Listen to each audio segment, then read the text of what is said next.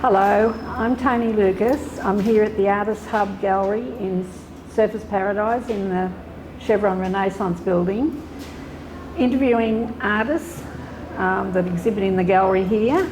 And today I've got with me Clayton Smith, whose work you can see behind us here. Welcome, Clayton. Thank you. Hi, Toni. Nice to talk to you. Yes. Love to know lots about your work because it's intriguing. Yes. It's unlike anything else I've seen before. Can you explain? I realise you've probably lived in Japan for a while, which has got a bit of an influence. It was the first country I went to outside of Australia. Right. Yeah, so, there's a little, obviously with that's a Japanese ghost story up the top there, but there's other influences as well. I suppose if you had to say the influence, it's a combination of stuff. It's pop surrealism. There's a bit of history in it. There's Japanese history. There's the lowbrow art movement, which was like a style of art that started in America in the 1970s. Mm-hmm. And then it's obviously narrative based. So this is an Alice in Wonderland. So the original text, and this was like it's changing those original ideas and turning them into something else new. So Technotopia was a concept we came up with for a show in Brisbane, and then with a couple of other artists, and I wanted to deal with the idea of app addiction in youth. So using contemporary issues, contemporary art ideas with old stories and mixing the two together. So these quotes here are like original quotes from Through the Looking Glass. Yep. And then taking the characters and putting them into more of a illustrative style, and then taking on this notion of examining new concepts with old ideas. So it's mixing new and old in some ways. Okay, are you aiming to appeal to younger people with this style, or the target is it audience, just what you it's surprising because my practice is 16 years old, so I started in 2008 and really? Wow. So and it's up and down the East Coast. I've been bought internationally, but what I've found is that there's no age. So I've had older people come in. I did a show in Melbourne where it was in the atrium of the NGV at a gallery. There was an older lady from Colac came in, and she just loved one of the works. And so it wasn't limited to a particular target audience. It sort of appeals to all people. Obviously, it's very striking. It's very bright. It's very different. It's bold and different. And so I think originally, I suppose one of the first influences for me, I grew up in Melbourne, there was a guy who wrote the snake cartoons in the paper. And he actually came to our school when we were in primary school. Okay. Because he was a parent of one of the kids, and he spoke to everyone about. And that obviously left an impression on you. It was just like, you mean you can draw the light came on. And then there was another key moment. It was the Tezuka exhibition. So Tezuka was the Astro Boy creator, and they had it at the NGV in Melbourne in 2004 or 5.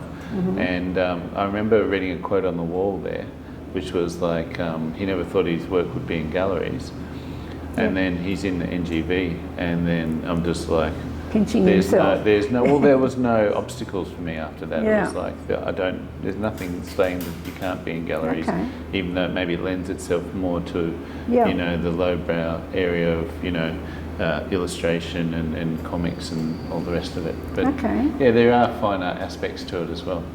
Can I get back to the original Clay? Yes. What did you always want to do with your life? Had you always wanted to be an artist? So I have like a family history of art. So my mum was president of the Melbourne Art Society, and when I was a child I was trained in plein air painting, which is a very different style to this. Totally different. And then from a young age my brother and I were taken out into landscapes, and we were taught about light and colour, and we worked in oils on board. So all the basics straight up. And all those really foundational, impressionist. Mum was she trained under a bunch of very famous Melbourne artists when we were growing up, and so that was like a natural thing for us, my brother and I. And then my dad was a musician, so we were surrounded by the arts. Creative people. And then at 27 it was like the light went on. It was like I I've been making art my whole life. I actually need to turn this into a business. Okay. I mean, I knew your auntie.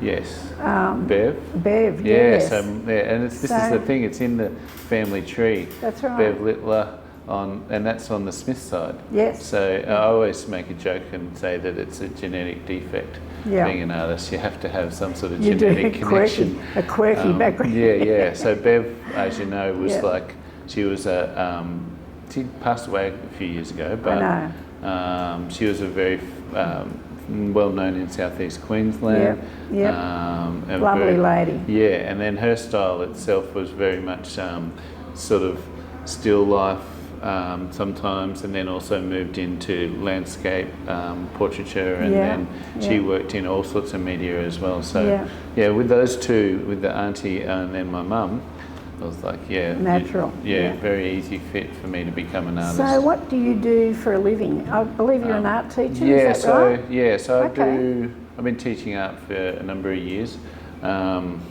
I do a role, I'm a regional coordinator, so I feed into the GOMA. I do the Southeast Regional Exhibition for that, and that's like, we actually under the annex of our gallery here at the Artists Hub, so it's all the best high school art from the entire region of the Gold Coast, Bayside and Great Logan. standard, and the kids obviously have put a lot of work into that work, and then that show feeds into GOMA, which is on now. So that's part of my role as an art educator, to do that, and I've been doing that for many years too. Where can you see your work going now? Do you have any new directions? I do actually. I've just started painting these circular up at the top there. You might not be able to see them. These landscapes, and moving away from narrative and moving more towards naive, and then being influenced by Henri Rousseau, and then a bunch of the early naive artists, but then also there's this idea of stillness in the work. So there's an Australian painter called Alexander Mackenzie, and he's actually a realist painter, and he paints these series of water bodies that are very still. Like one of my mob. And it's just like, but you look at, I've always looked at his work for years. He's the same age as me, and I've just gone, it just hits that quiet space. And so mentally, I think I've moved into something very different. Calmer. Very, and because it's to not me as this frenetic. doesn't look calm. No, it's very frenetic. It's a ghost story, and I've just almost confrontational. That's right, and you've moved away completely to a calm space, just to do something different mentally in terms of the layout. And it all came out of, I was talking to an art lecturer in Sydney. I had a retrospective show at M2, and there was a college, a New South Wales Art Gallery art lecturer who came in, and we were having a chat, and he was, I had old works from early in my practice in the show, so stuff from 2004, and he commented on a really old work, and it was like a very graphic black-orange waterfall with a sunset, with that sun in particular, and he just said that's the strongest work in the show, and it had a bunch of gestural strokes in it, and I just went, wow, I'll just start creating graphic landscapes, and having more of a no figures, and I've always been a once again figurative. it's different, and that's what I love about it. And I did the first, and now it's like going to be a series that I'll exhibit in Sydney with Lux, who's a street artist, in January. So that's the direction, which is like, I like to stay in a style for a bit, but then move into another concept. Because I think a few of the artists today, we've talked about how the style progresses, and you like to switch your concepts to keep it interesting. Well, thank you very much for being here today and getting this interview done. Thank you. It was very interesting. It's answered a lot of questions for me, so that's good to know. I'm hoping it's helped everybody else. Thank you.